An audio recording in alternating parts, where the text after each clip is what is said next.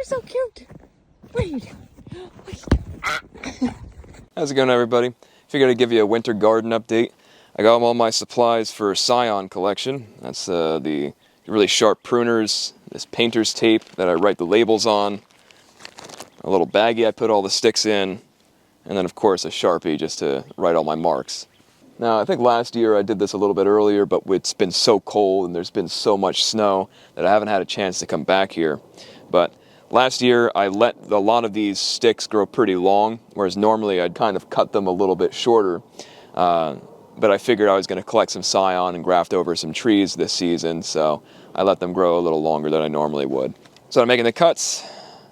I look at this season's growth, and it looks like 2.5 feet or so. I'm going to count 4 nodes up, and that's where I'm going to make my cut at an angle. So when I make my cut, I try and make sure that I'm cutting on a downward facing bud. So when this breaks bud and it goes to start growing out, this little piece of wood is going to push it down and make sure it grows outwards, and it's not going to have a sharp upright crotch angle. So this scion is a little bit thin, but I'd rather them be a little bit too thin than too large. Larger scions, I've had a hard time trying to graft those to smaller rootstocks. So I'm going to be collecting from a few different varieties. This one is Gallerina. I really like this one. It's pretty much disease-free, even though I've been blasted by cedar apple rust almost the entirety of the last seasons. This one has stayed relatively clean. And look how nice the crotch angles come out on this one. Almost straight out. It's really easy to train. I grafted this one last year with Clark's crab. That's the only one for this one. This one is Sundance. This one I think is going to be a really great apple. Beautiful yellow. Everything that I've seen from this, that's not like I've harvested one myself, but everything that I've seen from this has marked it as a good tree. And this one also stays relatively clean, so none of the bad cedar apple rust that some of the other varieties got. Now, I let this one grow really, really tall.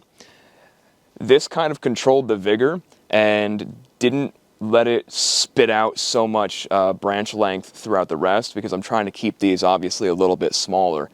But the past couple of years, I've been just cutting through and then just letting it grow for the rest of the season as a pretty upright tree.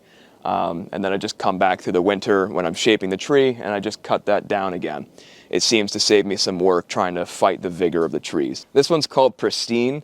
I have sampled apples, not off of my own tree, but off of somebody else's orchard, and they were delicious. They tasted like a caramel candy to me.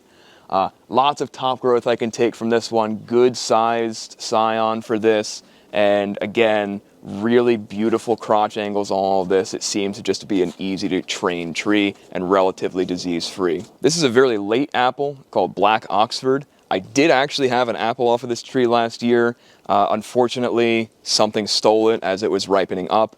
But the growth on this seems to be kind of weak and spindly compared to some of my other trees that are really well branched out. I'm just going to top this off right about here. There's a couple of buds here. Maybe I'll save those, so I'll have a couple of sticks to graft with. This last one is a Sweet 16 that I potted up, and it started to grow 2 central leaders. Now, that's a pretty big no-no if you're trying to have this be a permanent structure for the tree, because it could end up getting fruit and then splitting the tree in half. So I'm going to cut it pretty harshly back over there, but I did let it grow out because I knew I wanted to collect some scion from this one.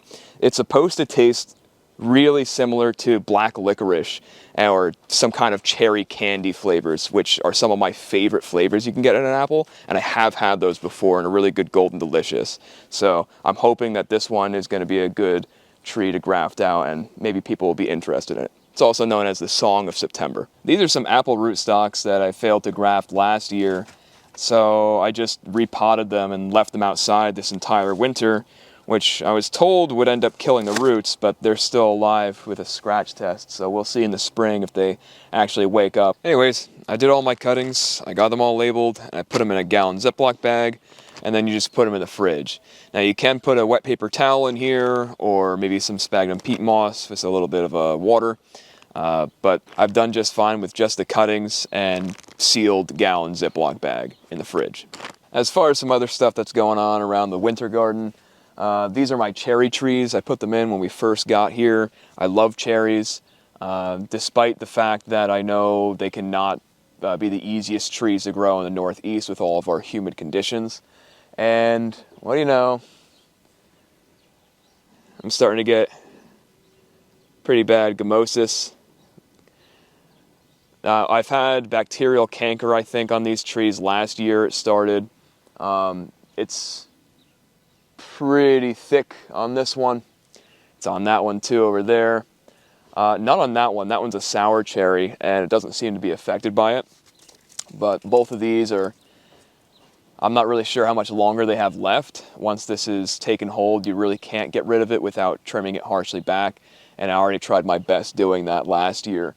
So hopefully I can get a crop off of these, and then maybe I'm just going to have to pull them out depending on the health of the tree. This is a Chicago hardy fig that I put in the ground about 2 years ago. It didn't really produce anything for me last year. It froze to the ground and died. But despite us having a really cold winter, this actually ended up pulling through. I just did a few scratch tests on different places here and there, and there's some tip dieback, but pretty much the entirety of this is alive.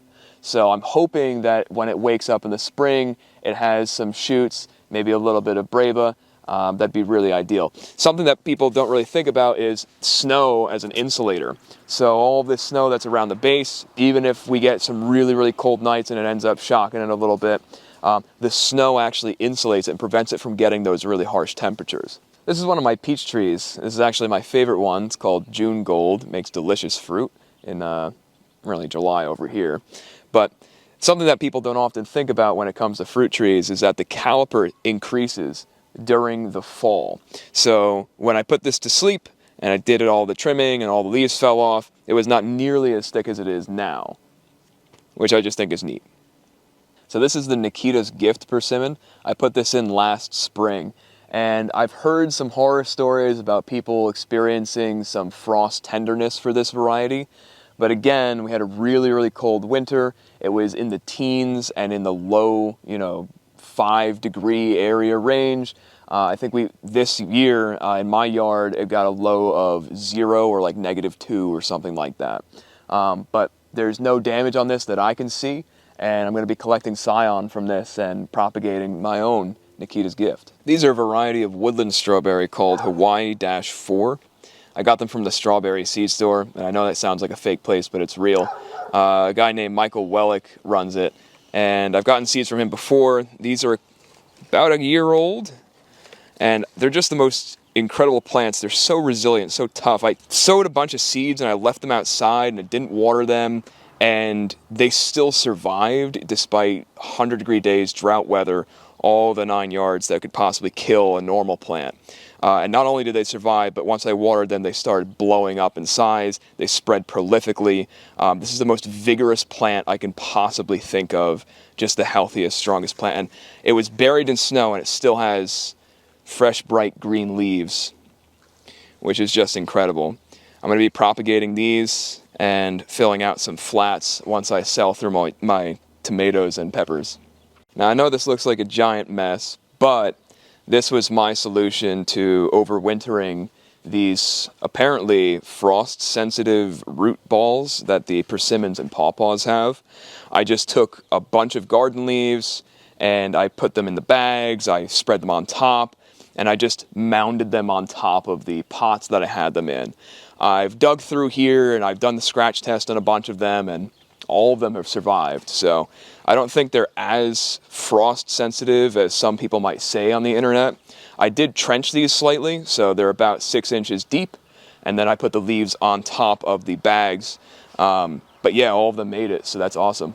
These are all the pawpaw seeds that I tried to germinate, and I just left them outside for a while, snowed on them, experienced some temperatures in the teens, and funny enough, I keep digging out seeds that are still alive.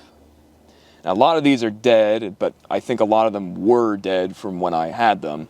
But maybe the snow kind of protected them and the ground insulated just enough warmth for them not to actually fully freeze through.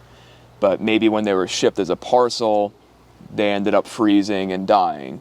Anyways, since there are probably some live seeds in a decent amount of number here, I'm going to basically make a mass grave for them. A lot of these are just going to end up rotting, but I do expect some of these to actually sprout eventually.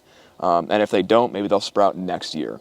So I'm going to make a mass grave for these, and whatever happens, happens. Really looking forward to spring, but I just figured I'd give you guys an update on some interesting observations that I found in my winter garden.